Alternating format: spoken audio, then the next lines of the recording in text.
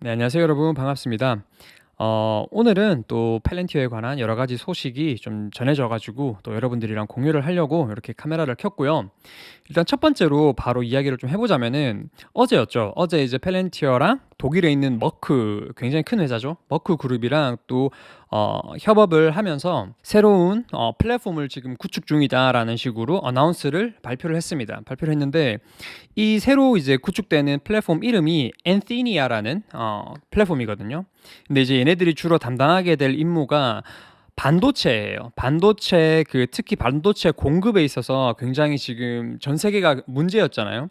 그래서 요런 문제들을 좀 해결하기 위해서 플랫폼을 지금 구축하는 단계인 것 같은데, 저는 이 뉴스를 보면서 제일 먼저 떠올랐던 생각이 펠렌티어가 예전에 에어버스랑 이제 협업을 하면서 스카이와이즈라는 플랫폼을 만들었잖아요. 그래서 그 플랫폼 위에 새로 다른 항공사들이 좀 들어와서 항공사를 운영을 할 때 필요한 여러 가지 데이터들을 보고 좀 인사이트를 얻고 운영하는 데 굉장한 큰 도움을 받는 이제 그런 플랫폼을 펠렌티어가 구축을 했었는데, 이번에는 또 머크랑 반도체에 관해서 이렇게 아예 플랫폼을 따로 이렇게 만드는 걸 보고 저는 굉장히 좋았습니다. 왜냐면 이게 스카이와이즈가 제가 알기로는 굉장히 가치 있는 플랫폼이라고 알고 있거든요. 특히 항공사들한테는.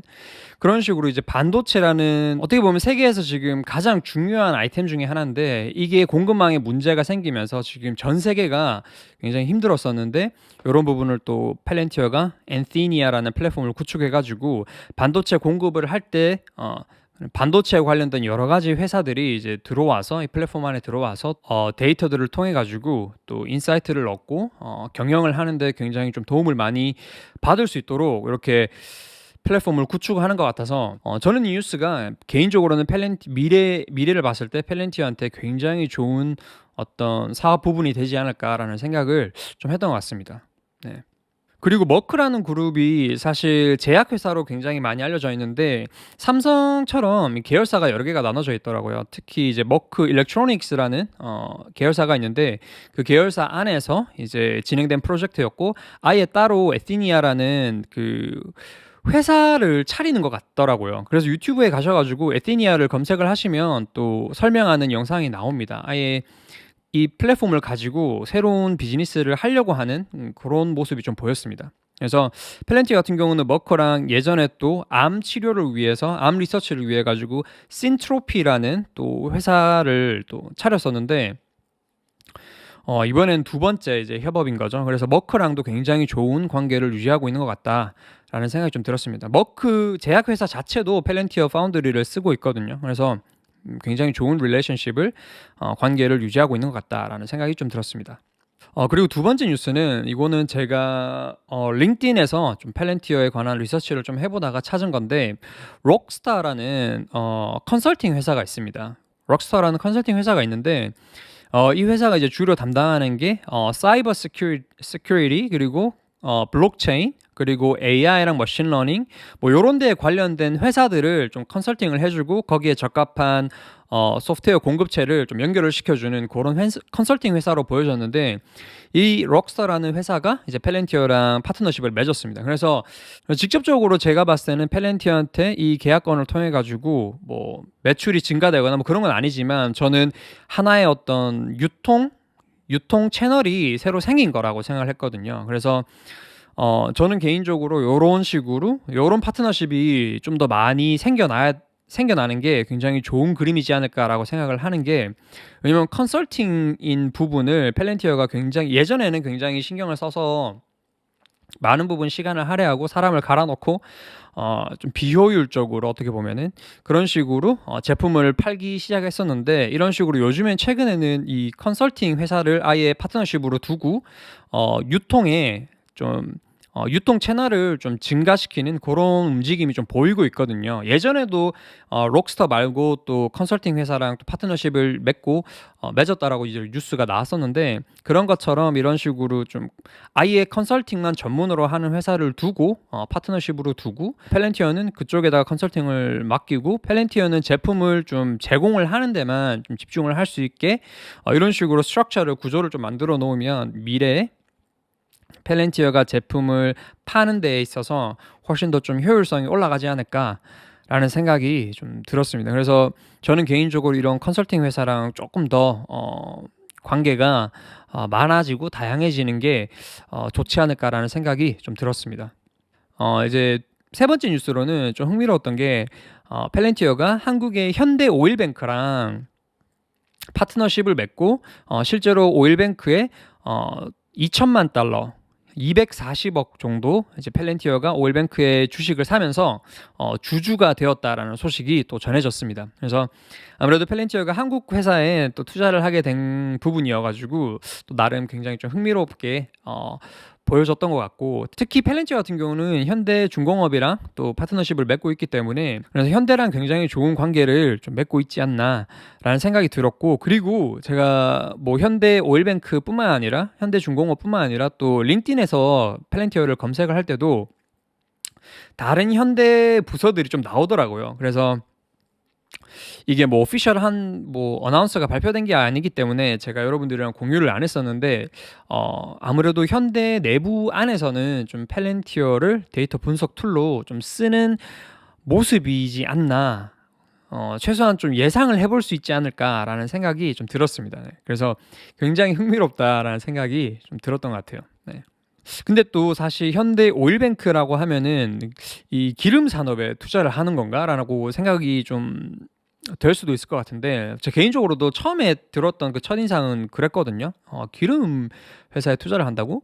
그런 식으로 좀 생각이 들었었는데, 생각해보면 펠렌티어랑 뭐 BP의 관계라고 볼 수도 있을 것 같고, 그리고 여기 기사에 읽어보니까 펠렌티어가 이제 현대 오일뱅크를 바라봤을 때 물론 정유 사업도 매력적이라고 판단했지만, 그리고 앞으로 다른 에너지 자원, 그러니까 뭐 예를 들어서 수소라든지 아니면 화학적인 부분, 요런 산업에 대해서도 펠렌티어가 굉장히 펠렌티어가 현대 오일뱅크가 가지고 있는 비전에 굉장히 좀 공감을 했다. 그래서 투자를 결정을 했다라는 식으로 이제 기사가 나와 있더라고요. 미래에 어떻게 될지 모르겠지만 일단 펠렌티어가 투자를 하면서 그럼과 동시에 또 펠렌티어의 고객으로 두는 서로 윈윈이 될 수 있는 그런 어떤 관계를 만들어 넣지 않았나라는 생각이 좀 들었는데, 사실 펠렌티어의 이런 전략은 처음이 아닙니다. 그죠? 스펙 투자를 좀 적극적으로 투자를 하면서 또 투자한 회사들의 펠렌티어의 고객이 되도록 좀 이런 관계를 계속 맺어 오고 있는 상황인데, 지금 스펙뿐만 아니라 지금 일반 상장을 앞두고 있는, 제가 알기로는 현대 오일뱅크가 상장을 앞두고 있다라고 알고 있거든요.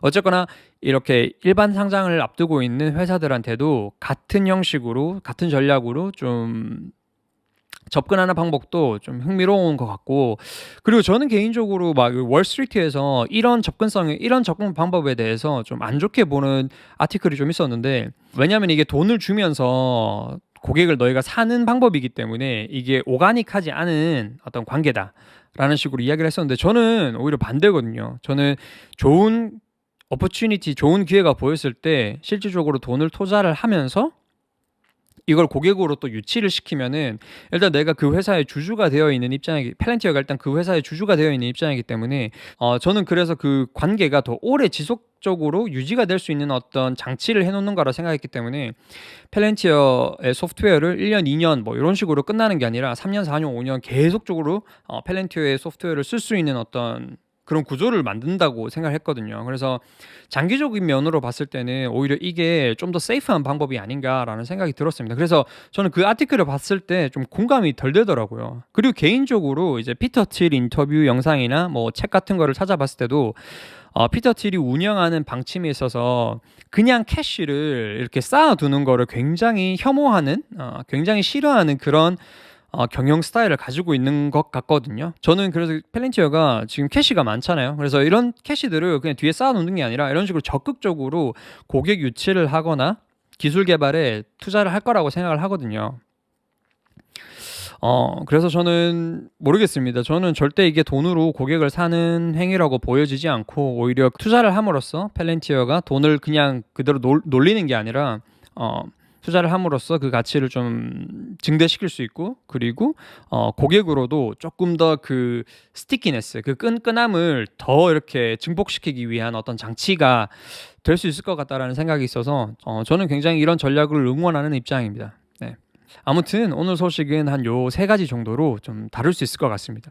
그리고 이제 얼마 전에 국방에 관련돼서 그 포럼이 있었죠. 포럼이 있었는데 거기 알렉스 카프 CEO께서 이제 참여를 하셨고 그리고 인터뷰를 하셨는데 이게 펠렌티의 공식 유튜브 채널에도 올라와 있거든요. 6분짜리 영상인데 지금 그거를 번역 작업을 하고 있습니다. 그래서 이게 번역이 좀 되는 대로 또 여러분들이랑 공유를 할 수 있도록 좀 하겠습니다. 네. 근데 뭐 솔직히 들어보면은 그렇게 막 엄청난 내용은 없었던 것 같습니다. 저는 개인적으로 알렉스 카프가 해왔던 이야기들을 그대로 계속적으로 자기 철학을 관철시키는 그런 모습이 또 한 번 보였다라는 식으로 이해를 했거든요. 근데 저는 그 하이라이트 6분짜리 말고 거의 통틀어서 알렉스 카프가 등장하는 순간부터 계속 한 20분인가 30분짜리 영상을 통으로 해서 봤는데 좀 중요했다.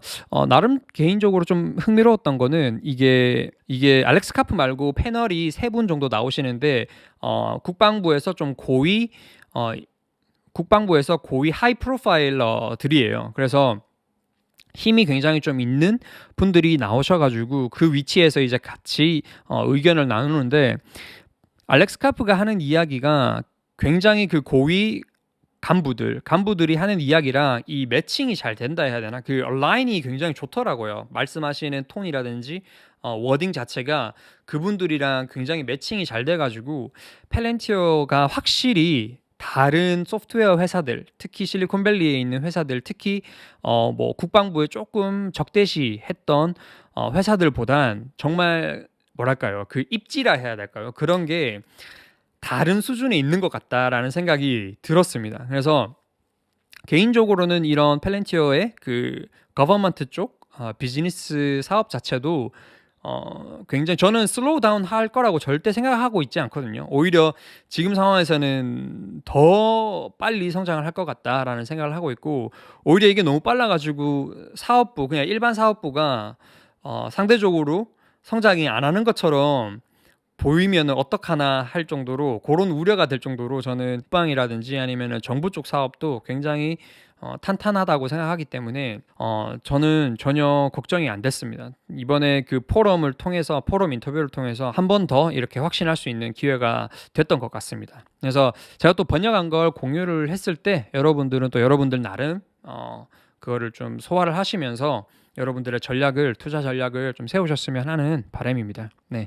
네, 아무튼 오늘은 또 요 정도로 펠렌티에 관한 소식을 좀 전달을 해드리면서 영상을 마칠 수 있을 것 같습니다. 네, 아무튼 여러분 영상 봐주셔가지고 또 너무 감사드리고 저는 또 다음에 다른 이야기로 찾아뵙겠습니다. 네, 그럼 들어가세요.